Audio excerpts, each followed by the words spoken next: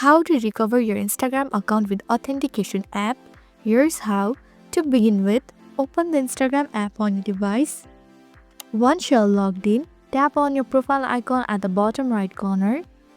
Then click on the three horizontal lines at the top right to open the menu. From the menu option, select Account Center to continue. Next, select Password and Security. After that, use two-factor authentication to start the setup process. Now tap on the option labeled Authentication app. Moreover, Instagram will generate a unique setup key. Make sure to copy this key as you will need it for the next step.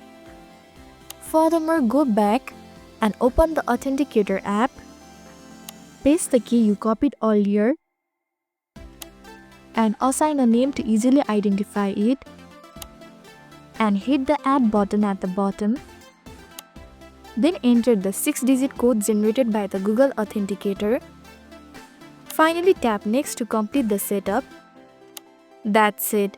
This is how to recover your Instagram account with Authentication app.